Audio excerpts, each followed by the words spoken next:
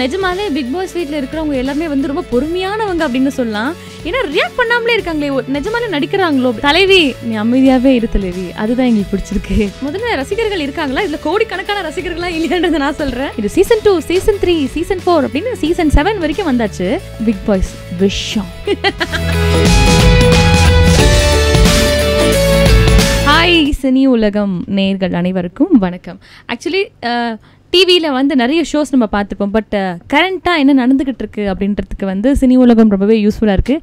And பெண்கள் அப்படின்னாலே வந்து காசிப்ஸ்ன்னு பேசுவாங்க.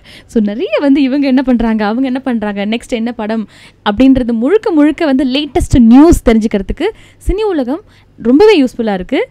ஸோ சினி உலகத்தில் என்னை வந்து ஒரு சின்ன இன்டர்வியூ எடுக்க போகிறீங்கன்னு வந்து ரொம்ப ஹாப்பியாக இருக்குது. சொல்லுங்கள். ஓகே, சித்ரா எப்படி சித்ரா விஜய் ஆனாங்க, எப்படி நடிக்க வந்தாங்க, அதை பற்றி சொல்லுங்கள். சித்ரா விஜய் ஆனது ஒரு ஆக்சிடென்ட் தான். ஒருத்தவங்க லீவ் போட்டாங்க, உடம்பு சரியில்லை அப்படின்னு சொல்லிட்டு என்னை கூப்பிட்டாங்க. எனக்கு வந்து பேச வராது, லைக் வந்து கண்டினியூஸாக விஜய் மாதிரிலாம் பேச வராது. ஸோ வந்ததுக்கப்புறமா தூய தமிழில் பேசி, அதுவும் ஒரு வேர்ட் கூட இங்கிலீஷ் கலக்காமல் தூய தமிழில் பேசி அப்படி வந்தது தான் சித்து விஜய். ஸோ ஆக்ட்ரஸ் ஆனது எப்படின்னா, இந்த பொண்ணு பேசும்போது வந்து நிறையா இப்படின்னு எக்ஸ்பிரஷன் கொடுக்குதுப்பா, இந்த பொண்ணு ஆக்ட்ரஸ் பண்ணலாமே, ஆக்ட்ரஸ் ஆகலாமே அப்படின்னு சொல்லிட்டு ராதிகா மேடம் ஃபீல் பண்ணதால் அவங்க கூப்பிட்டு எனக்கு வந்து சன் டிவியில் சின்ன பாப்பா பெரிய பாப்பாவில் பெரிய பாப்பா ரோல், பெரிய பாப்பா அப்படின்ற ஒரு பெரிய பட்டத்தை கொடுத்துருக்காங்க. சின்ன பாப்பா யாருன்னு பார்த்தீங்கன்னா நல்லி மேம். ஸோ சுற்றி வந்து பெரிய ஆக்ட்ரஸ், சின்ன பாப்பா பெரிய பாப்பாவில் பெரிய பாப்பாவாக வந்து நடிச்சுக்கிட்டு இருக்கேன். பழைய சின்ன பாப்பா பெரிய பாப்பா பார்த்துருக்கீங்களா? பார்த்துட்டு இந்த எபிசோட் பார்க்கறது உங்களுக்கு என்ன டிஃப்ரென்ஷியல் தெரியுது? பார்த்துருக்கேன். ஆக்சுவலி ஒரு ரெஃபரன்ஸ் இருக்கும் இல்லையா, எந்த ஒரு சீரியல் பண்ணாலும் இது சீசன் 2, சீசன் 3, சீசன் 4 அப்படின்னு சீசன் 7 வரைக்கும் வந்தாச்சு. ஸோ சீசன் 7 நம்ம தான் பெரிய பாப்பா அப்படின்னும் போது நிரோஷா மேடம் மாதிரி நடிக்க முடியுமா அப்படின்னு யோசிச்சு பார்த்தேன். சரி ஓகே, நம்மளுக்கு தெரிஞ்சது ஏதோ 4-5 பண்ணுவோம் அப்படின்னு சொல்லிட்டு பண்ணியிருக்கேன். நிறைய யூடியூப்லேயும் சரி நிறைய பேர் கமெண்ட்ஸ் கொடுத்துக்கிட்டே இருக்கீங்க. அதுக்கு ரொம்ப நன்றி, கோடி நன்றிகள். ஓகே, அடுத்து நீங்கள் ஹீரோயின் ஆக போகிறீங்கன்னு ஏதாவது ஒரு வதந்தி வந்தால் நீங்கள் எப்படி ரியாக்ட் பண்ணுவீங்க? ஆக்சுவலி ஒரு வதந்தி வந்துருச்சு, கண்டிப்பாக நான் சொல்லணும். ஹீரோயினாக இல்லை, ஒரு பெரிய மியூசிக் டைரக்டர் வந்து அவருடைய ஏதோ ஒரு படத்தில் வந்து அவரோட கம்போசிஷனில் நான் வந்து பாட்டு பாடுறேன் அப்படின்னு. ஓவராக தெரில, இந்த பொண்ணு நடிக்கிறதே பொறுத்துக்க முடியல, பேசுகிறது அதை விட கீச்சின்னு இருக்குது, இதில் பாட்டு வேறையா, எனக்கே ஒரு பெரிய ஒரு நம்பிக்கை வந்துருச்சு. ஓகே, நம்ம பாட்டு பண்ணால் நிஜமாலே நல்லா இருக்குமோ, 1 கோடி வியூவர்ஸ் வந்துடுவாங்க போல இருக்குது, வியூவர்ஸ் வந்து யூடியூப்பில் பார்த்துருவாங்க போல இருக்குது அப்படின்னு.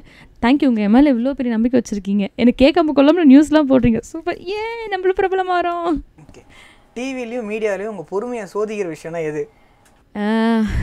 நிறைய ஹர்ட் பண்ணுற மாதிரி பேசுவாங்க இல்லையா, இது எமோஷ்னலான விஷயம். ஹர்ட் பண்ணுற மாதிரி பேசும்போது இதுவே நீ மீடியாவில் இல்லைன்னா ஷோ வேறு லெவலாக இருக்கும் அப்படின்ற மாதிரி இருக்கும். ரொம்ப காமெடி அடிக்கிறன்ற பேரில் வந்து என்னென்னமோ பண்ணுவாங்க, அதெல்லாம் வந்து அப்படியா சூப்பர் காமெடி இல்லை அப்படின்ற மாதிரி. நிறைய பேர் வந்து பேசுகிற டோனே ஒரு மாதிரி இருக்கும். ஸோ அதெல்லாம் வந்து கொஞ்சம் இரிட்டேட்டிங்காக இருக்கும், ஐயோ என்னடா இது அப்படின்ற மாதிரி. ஸோ அப்போல்லாம் வந்து சிரிச்சுட்டே போய்டுறது, ஸ்மைலிங் த ஒன் வேர்ட் அப்படின்ட்டு. சரி, செட்டில் எல்லா ஐட்டம் பயங்கரமாக பேசுவீங்க, பயங்கரமாக வாயாடுவீங்க அப்படின்னு கேள்விப்பட்டோங்க, அதை பற்றி சொல்லுங்கள். கடைசியாக சிக்கினது யார்? நிறைய பேசுவேன்னு, ஆனால் கண்டென்ட்டாக பேசுவேன்னு அதை மேட்ரு. ஸோ கடைசியாக சிக்கினதுன்னா நிறைய பேர் சிக்கியிருக்காங்க. நான் ஒரு ஷோ பண்ணுறேன், அந்த ஷோவில் வர கெஸ்ட் எல்லாருமே சிக்கியிருக்காங்க. அதனால் வந்து இவங்க தான் அவங்க தான் அப்படின்னு கிடையாது, நிறைய பேர் இருக்காங்க லென்த்தியாக. கடைசியாக ஜெயம் ரவி சிக்கினார். ஒரு ஷோவில் வந்து ஜெயம் ரவி வந்து பாட்டு பேசிக்கிட்டே இருக்கேன், ஒரு பாட்டில் எவ்வளோ நேரம் தான் என் மூஞ்சி பார்த்து இப்படி ரெஸ்பாண்ட் பண்ணுவார். ஒரு கடத்தில் அப்படிங்களா சித்து, ஓகே அடுத்த கொஷின் கேளுங்க அப்படின்ட்டாங்க. ஸோ அதனால் கடைசியாக வந்து சிக்கினது ஜெயம் ரவி. சரவணன் மீனாட்சியில் நீங்கள் மீனாட்சியை என்னைக்காவது இருந்திருக்கலாம்னு யோசிச்சு பார்த்துருந்தா சீரியல் நடிக்கும்போது? நான் மீனாட்சியாவா மற்றவங்க யோசிச்சு பார்த்ததுண்டு இல்லை. ஆக்சுவலி வந்து யோசிச்சு பார்த்துருக்கேன், ஃபஸ்ட்டு ஸ்டார்டிங்கில் வரும்போது யோசிச்சு பார்த்துருக்கேன். நிறைய பேர் வந்து என்கிட்ட சொல்லியிருக்காங்க, நீங்கள் மீனாட்சி ரோல் பண்ணல அப்படின்னு கேட்டிருக்காங்க. கொடுத்தாதாங்க பண்ணுறதுக்கு. வீட்டோட மாப்பிள்ளை கிடச்சா ஓகேன்ற மாதிரி தகவல்கள் வந்தது, அது எவ்வளோ வகையில் உண்மை? இல்லை, எனக்கு வந்து எங்கள் அம்மா எங்கள் அப்பா ரொம்ப பிடிக்கும். அம்மா அப்பா ரொம்ப பிடிச்ச, ரொம்ப வந்து லவ்வாக இருக்கக்கூடியவங்க வந்து கண்டிப்பாக அந்த மாதிரி எதிர்பார்ப்பாங்க இல்லையா. அதனால் ஒரு நப்பாசையில் கேட்டேன், இதில் என்ன தப்பு இருக்குது சொல்லுங்கள், என்ன தப்பு இருக்குது? ஸ்கூல் டைமில் சின்ன வயசில் உங்கள் பின்னாடி சுற்றவங்கன்னா உங்கள் அப்பா போலீஸு அண்ணன் போலீஸ்னால செம்மையாக அடி வாங்கி வச்சுருக்கீங்களாமே, அதை பற்றி சொல்லுங்கள். ஆக்சுவலியா நிறைய பேர் அடிவாக வச்சுருக்கேன். ஸ்கூலுக்கு படிக்கும் போதுங்க ஆக்சுவலி ஒரு பையன் வந்து என்னை ஃபாலோ பண்ணிட்டே வந்துட்டு இருந்தான். எங்கள் அம்மா வந்து செம்ம டெரராக நடந்து வந்துட்டு இருக்காங்க, யார் இது என் பொண்ணை ஃபாலோ பண்ணுறது அப்படின்னு சொல்லிட்டு. ஆனால் அந்த பையன் ரொம்ப அப்பாவிங்க, என்னோடய ஃப்ரெண்டை லவ் பண்ணுற ஒரு பையன் அந்த லெட்டரை என்கிட்ட கொடுக்கறதுக்காக வந்தான். அன்றைக்கி என் ஃப்ரெண்டு வரல, ஆனால் அந்த பையன் தேவையில்லாமல் அடி வாங்கினான், பாவம். சாரி. லாஸ்ட் வந்து என்னன்னா ஸ்கூல் படிக்கும் போதெல்லாம் குனிஞ்சு தலை நிமிராமல் இருப்பீங்களே, இப்போ எப்படி அந்த தைரியம் வந்தது, எப்படி போல்டாக பேசி? உங்களுக்கு முதல்ல யார் சொன்னா ஸ்கூல் படிக்கும்போது குனிஞ்சு தலை நிமிராமல் இருப்பேனாமா? அப்போத்துலேருந்தே இப்படி தான். ஆனால் இந்த போல்ட்னஸ் அப்படின்னு வரும்போது மீடியாவுக்கு வந்ததுக்கு அப்புறமா தான். ஸோ இந்த கேமரா ஃபியர் அப்படின்லாம் இருக்கும், அந்த கேமரா பார்த்து பேசணும், மற்றவங்களாம் நம்மளை பார்த்துக்கிட்டே இருப்பாங்க. ஆனால் இப்போ கூட பாருங்கள், பக்கத்தில் இருக்க டிரெக்டரும் சரி பின்னாடி இருக்க ஒருத்தரும் சரி இப்படியே பார்த்துட்டு இருக்காங்க, பயமாக இருக்கு என்ன பேசுகிறேன்னு தெரியாமல், அந்த மாதிரி இருக்கும். ஆனால் அதெல்லாம் தாண்டி வருது தான் இந்த போல்ட்னஸ். ஸோ அந்த போல்ட்னஸ் கொடுத்தது மீடியா. இப்போ ஃபர்தராக என்னென்ன ப்ராஜெக்ட் பண்ணிட்டு இருக்கீங்க அடுத்து படத்தில்?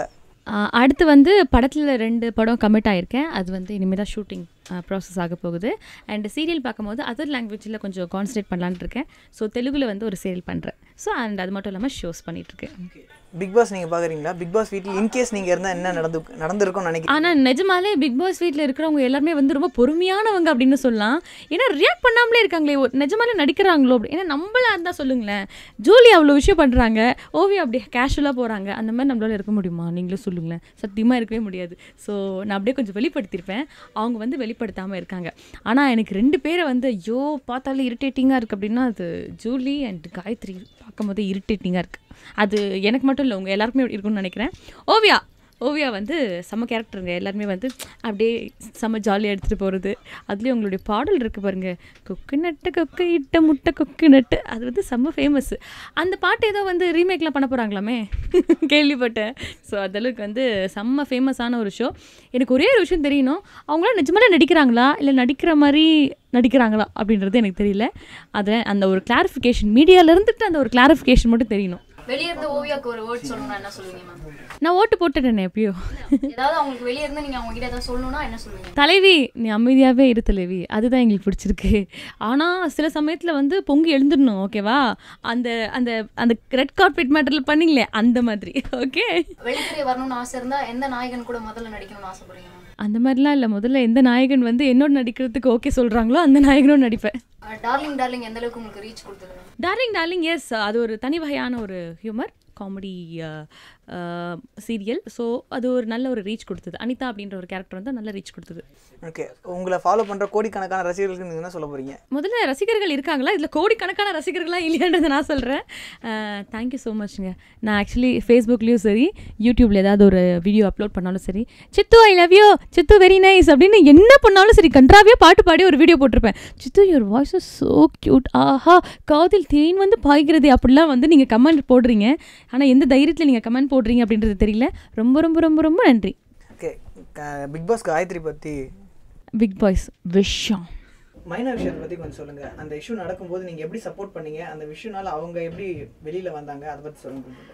ஆக்சுவலி அது ரொம்ப என்ன சொல்கிறது, ஒரு ஆக்ட்ரஸாக வந்து அந்த மாதிரி அந்த இடத்துல இருந்து என்னால் பார்க்க முடியல. எக்ஸாக்ட் ப்ராப்ளம் என்னன்னு எனக்கு தெரியல. பட் ரொம்ப பாவங்க அந்த பொண்ணு. தனியாக நின்று அந்த பொண்ணு எல்லா விஷயத்தையுமே சப்போர்ட் பண்ணாங்க. நான் வந்து அவங்களுக்கு நிறைய ஆறுதல் சொல்லிட்டே இருந்தேன், கவலைப்படாத. ஏன்னா நம்மளை பற்றி ரெகுலராக வந்து இந்த மாதிரி அதுவும் டெலிவிஷன்லலாம் வந்து அவ்வளோ வீடியோஸ் போடுறாங்க. ஒரு பொண்ணு அந்த பொண்ணோட வாழ்க்கையை இப்படி கெடுக்கணும் அப்படின்னு அவங்க ஆப்போசிட்டில் நினச்சிருக்காங்க. ரொம்ப கஷ்டமாக இருந்துச்சு. அதுவும் சினி உலகம் கண்டிப்பாக நாங்கள் தேங்க்ஸ் சொல்லணும். ஒரு ஆர்டிஸ்ட்டை வந்து அவங்களோட வேதனையை புரிஞ்சுட்டு என்ன ஃபேக்ட் இருக்குது அப்படின்றது வந்து நீங்கள் அவங்களுக்காக சப்போர்ட் பண்ணி சொல்லியிருந்தீங்க. Thank you so much. அண்ட் ரொம்ப பாவமாக இருந்துச்சு. இப்போ அவங்க கொஞ்சம் ரிலீஃப் ஆகி வந்துட்டாங்க. என்ன அப்படின்றது தெரிஞ்சிருச்சு. ஏன்னா ஒரு 3-4 நாள் ஷூட்டிங் போயிட்டுருக்கு. அப்போ தான் டார்லிங் ஷூட்டிங் போயிட்டு இருந்துச்சு. ஸோ அந்த டைமில் அந்த வந்த உடனே செம்ம ஷாக் ஆகிட்டாங்க. செம்மையாக பார்த்துட்டோம். 4 நாள் கண்டினியூஸாக அழுதுட்டு இருந்தாங்க. ஸோ நாங்கள் தான் போயிட்டு ஆறுதல்லாம் பண்ணோம். ஸோ கண்டிப்பாக இந்த மாதிரி யாருக்குமே நடக்கவே கூடாது. அப்படி உங்கள் ஃப்ரெண்ட்ஸ் யாராவது நடந்துச்சுன்னா தயவு செஞ்சு ஆறுதல் சொல்லுங்கள். மீடியாவில் வந்து நிறைய பேர் வந்து ஏதோ வீடியோலாம் போட்டுட்ருந்தீங்க, அந்த மாதிரி போடாதீங்க. ஏன்னா அதெல்லாம் பார்த்த உடனே எடுத்த உடனே நம்மளுக்கு நெகட்டிவ் தாட் தான் வரும். ஸோ அந்த நெகட்டிவ் தாட்க்கு நீங்களே வந்து வழிவகுக்காதீங்க. ஸோ சினி உலகம் சப்போர்ட் பண்ணிங்க, அதுக்கு ரொம்ப ரொம்ப தேங்க்ஸ். உங்களை பற்றி வர மீம்ஸு, இமேஜஸ், ட்ரோல்ஸ் இதெல்லாம் பார்த்துருக்கீங்களா? இல்லை ஆக்ட்ரஸோட ட்ரோல்ஸ்லாம் பார்த்துருக்கீங்களா இது வரைக்கும்? பார்த்துருக்கேனே, நிறைய ட்ரோல்ஸ். இப்போது பிக் பாஸ் பற்றி நிறைய ட்ரோல்ஸ் வந்துச்சு. என்னை பற்றி நிறைய மீம்ஸ் வந்துச்சு. என்னென்னா சரவண மீனாட்சி பண்ணும்போது மீனாட்சி வேணால் வந்து ஹீரோயினாக இருக்கலாம், பட் கலையரசி வந்து எங்களோட எவ்ரி ஒன் ஃபேவரட் அப்படின்னு போட்டிருந்துச்சு. Thank you so much. அந்த லெவலெல்லாம் நீங்கள் திங்க் பண்ணுறீங்களா? ரொம்ப ரொம்ப நன்றி. ஸோ அது போட்ட அந்த மீம் கிரியேட்டருக்கு ரொம்ப ரொம்ப நன்றி. Thank you so much. சினி உலகம் என்னோட இந்த இன்டர்வியூவை வந்து டெலிகாஸ்ட் பண்ணதுக்கு ரொம்ப ரொம்ப நன்றி. கோட்டான கோட்டி நன்றிகள். சினி உலகம் யூடியூப் சேனலை லைக் பண்ணுங்க, ஷேர் பண்ணுங்க, முதல்ல சப்ஸ்கிரைப் பண்ணுங்க. சூப்பர். ஏப்பா தம்பி பம்பு இருந்தா கேரு, அம்மா அப்பா பேரு எப்பமே